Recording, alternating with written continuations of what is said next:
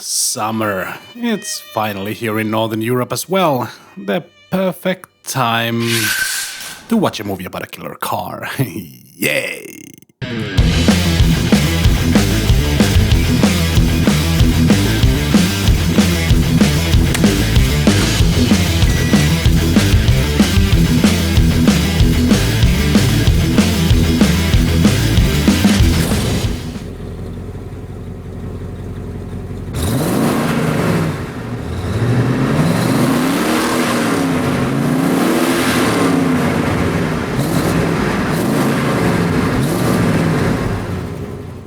A tortured, socially awkward teenager is plunged into madness after developing an obsession for an automotive femme fatale. This fiery scarlet temptress roams the streets, fiercely protective of her owner, leaving no one safe from her jealous wrath.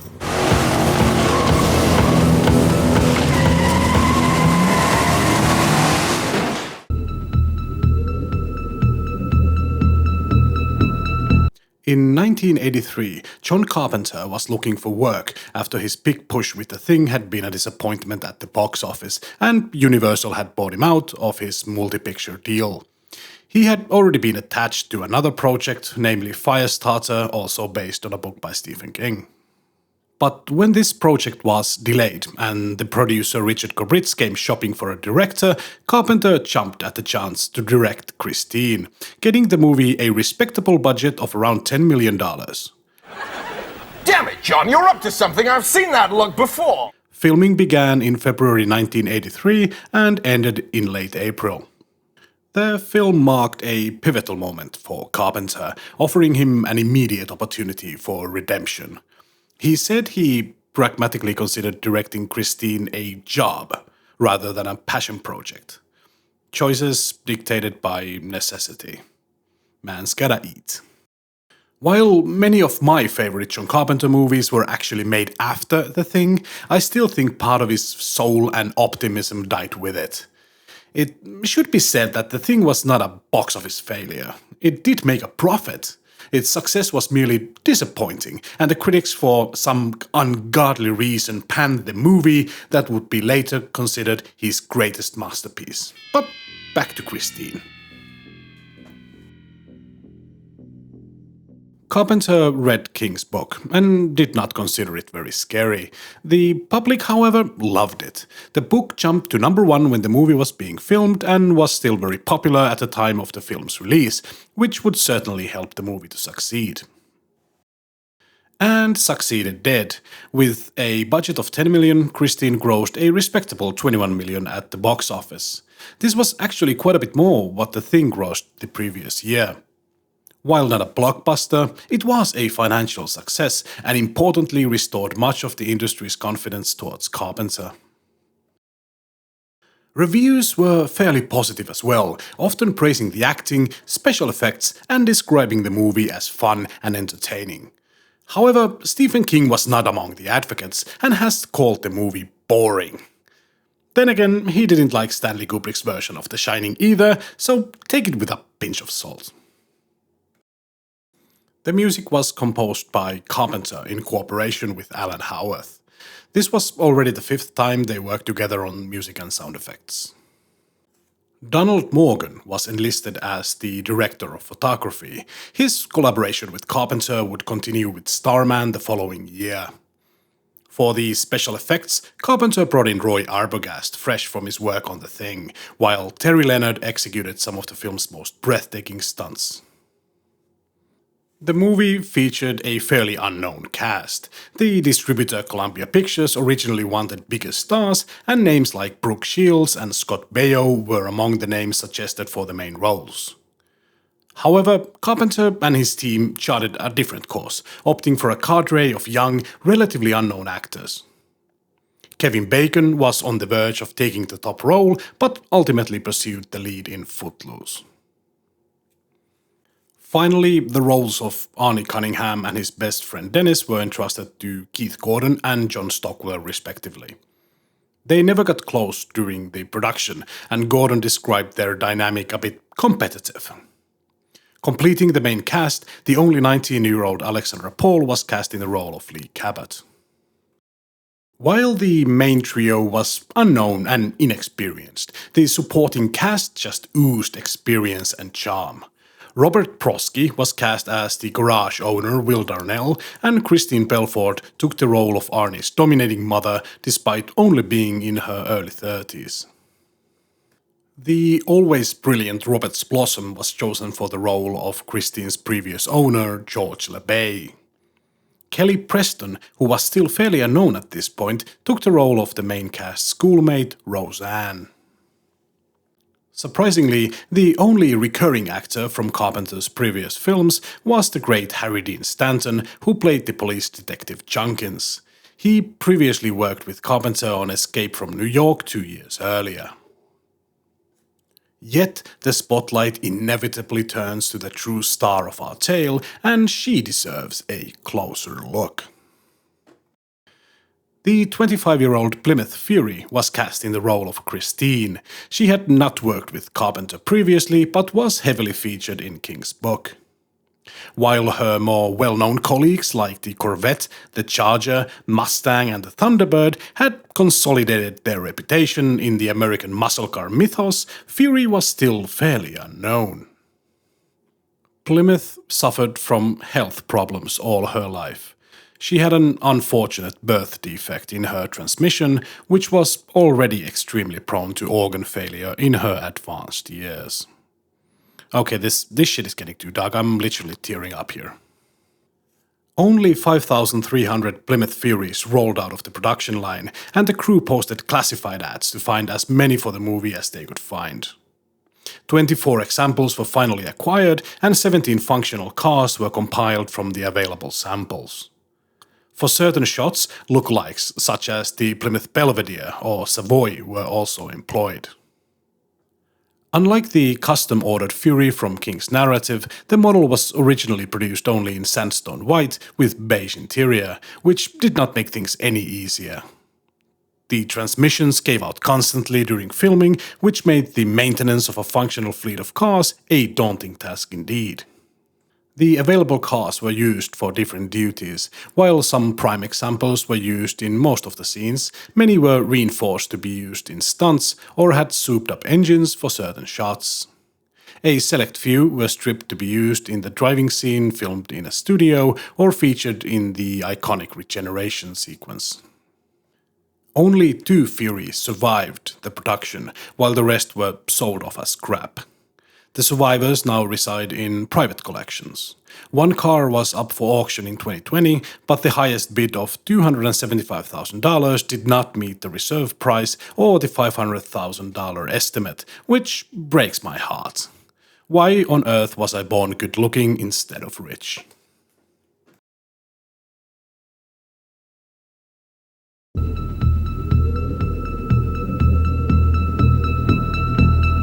In 1957, in an assembly line in Detroit, a red Plymouth Fury is born. But this is no ordinary car. Her name is Christine. Her first acts are of violence, a worker's hand crushed, another man's life snuffed out. She stands out with her gleaming red paint, a special order for Roland LeBay.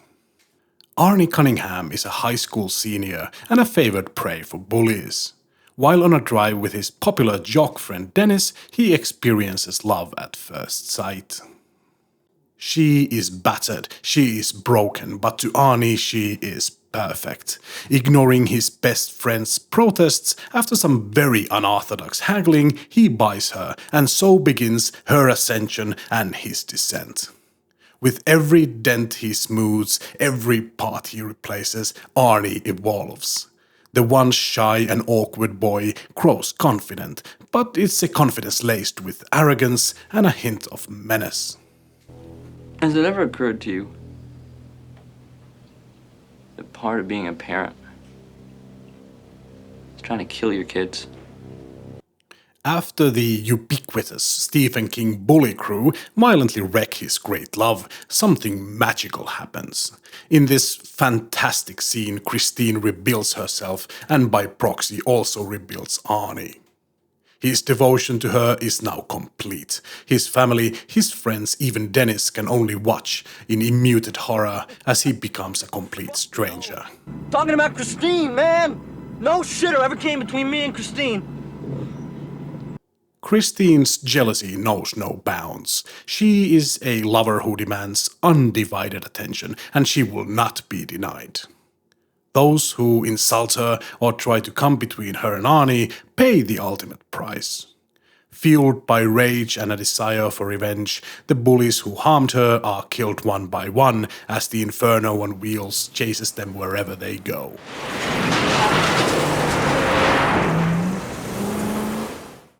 Lee, Arnie's real-world girlfriend, is nearly killed by Christine's malevolent spirit. This is a wake-up call for Lee and Dennis. A realization that Christine is more than just a car. She is sentient, overly attached, and royally pissed. Lee joins forces with Dennis. Together they resolve to break the bond between Arnie and Christine before it's too late. It's a fight not just for Arnie's life, but for his very soul. Lee and Dennis plan to ambush Christine with a chunker of their own, but quickly find out that Christine has been one step ahead of them. Clever girl. The climax is a symphony of destruction. Christine, battered, broken, and now fielding a more bestial appearance, refuses to yield. She repairs herself, coming back stronger, even more determined. Arnie is killed in a crash, and in this very sentimental scene, Christine mourns for her man for a brief moment before the red mist once again descends. Now gone completely berserk, she is on one last rampage. Finally, the more powerful beast triumphs, symbolically mounting Christine and finally breaking her spirit. While some sequel baiting takes place, the credits roll.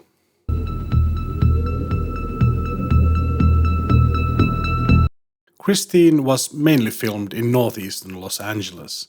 The locations were chosen so that they would represent the generic fictional every town of Rockbridge, without giving away the fact that they never really left LA. Carpenter never liked location scouting, and the location for Darnell's garage was very difficult to find. Finally, they found a huge abandoned factory in Irvindale, which was actually much larger than the scene in the movie. The big space was divided in two.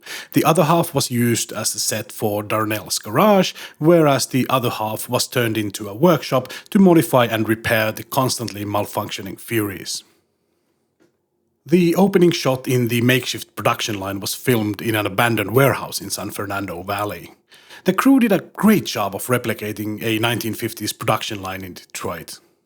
Naturally, the lamellar conveyor should be in motion, however in this instance the cars were simply dragged on top of it somehow. The scene was shot by using Fujifilm instead of Kodak to give it a softer, vintage look. The iconic regeneration scene was initially filmed off camera, yet after the principal photography concluded, Carpenter sought to infuse additional flair into the sequence, granting Roy Arbogast 3 weeks to devise a creative solution. One Fury was fitted with internal hydraulics that made the body basically collapse inward. The footage was then reversed. The result is movie magic. The highway driving scene where Arnie and Dennis have their heart-to-heart was filmed in a studio with some very convincing results. Originally, it was meant to be filmed on a set, a car welded into the front of a semi. Keith Gordon said that the move to the studio was a relief after some safety concerns and gave him the chance to focus on the acting. The Mobico gas station was built on undeveloped land in Santa Clarita as a set just to be blown up. The incredible scene with Christine backing out from the burning building was filmed in several parts, as the car of course kept dying because all the heat and lack of oxygen. The Fury, that was already notoriously unreliable, was now also on fire. Despite the obvious risk of the car not pulling away at all when he stepped on it, stuntman Terry Leonard drove the car in a full goddamn firefighter suit out of the burning building into the highway without seeing anything because of the fire and tinted windows. He had balls! Keith Gordon harbored a keen interest in directing and frequently engaged Carpenter with inquisitive questions, eager to absorb as much knowledge as possible about the craft. He and Carpenter also stated that the movie was fun to shoot and there was a really positive atmosphere among the cast and crew, which I think came across in the final product. In the book, Christine is possessed by the spirit of her former owner, Roland LeBay. The crew decided to remove that aspect of the plot, transforming the narrative from a car possessed by a man to a car that possesses men. This was a great decision, and in my opinion was much better for the movie adaptation. It also made things simpler and easier to fit into the 2-hour movie format. The book delved deeper into Arnie's character development than the movie could possibly explore, considering the runtime. Keith Gordon viewed the movie as more light-hearted than the book, a sentiment that is easy to share. For example, in the book, Arnie's parents border on being abusive, whereas in the movie, they are portrayed as merely overbearing. Fine.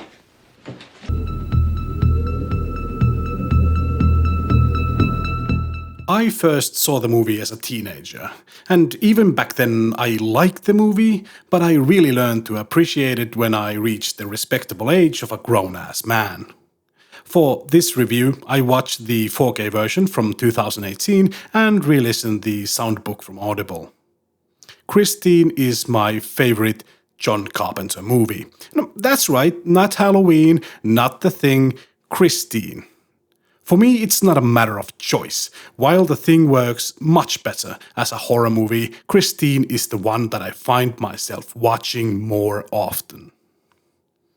The central theme revolves around transformation and obsession, which morph into instruments of revenge. Arnie's metamorphosis from a bullied, troubled kid first into a confident greaser and then into an unstable killer driven by vengeance directly follows his developing obsession with his car. While Arnie rebuilds Christine, he is also rebuilding himself. Christine is his mirror image. Together they are both restored from a state of sadness, damage, and abandonment to one of confidence, luster, and independence.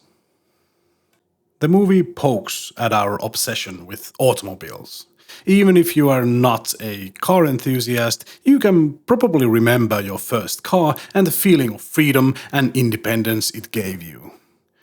Therefore, for many of us, it is easy to see at least a tiny part of ourselves in Arnie.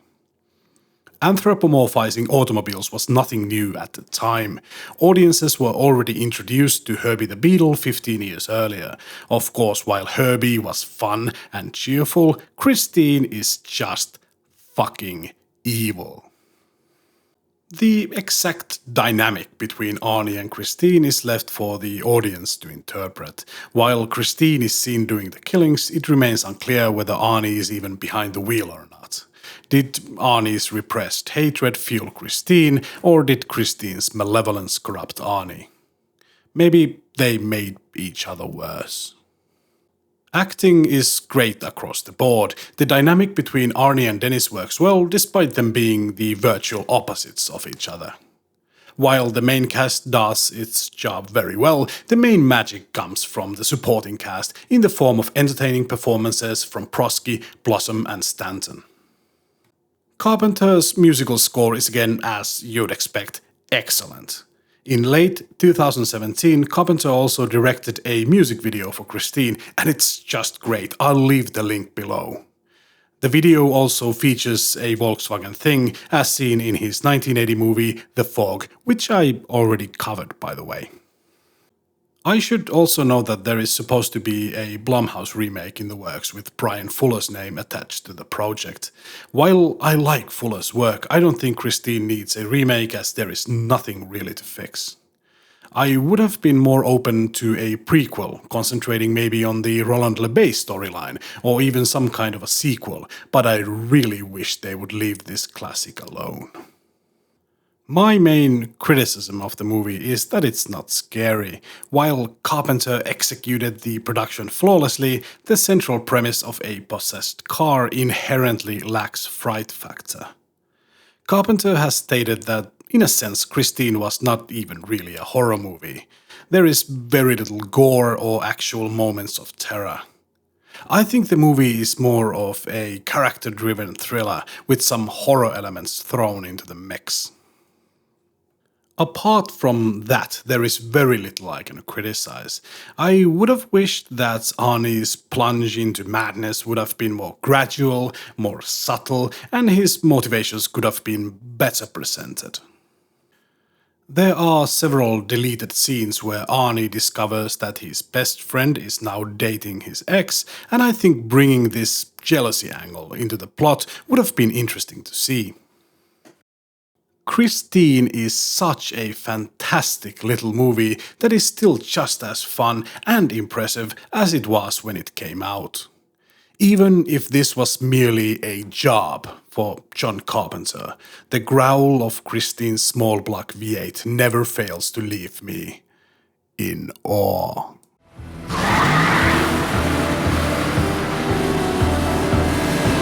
So, what are your thoughts on Christine? Would you like to comment at all? Would you like to get offended by something I said and maybe let it escalate out of control in the comments section?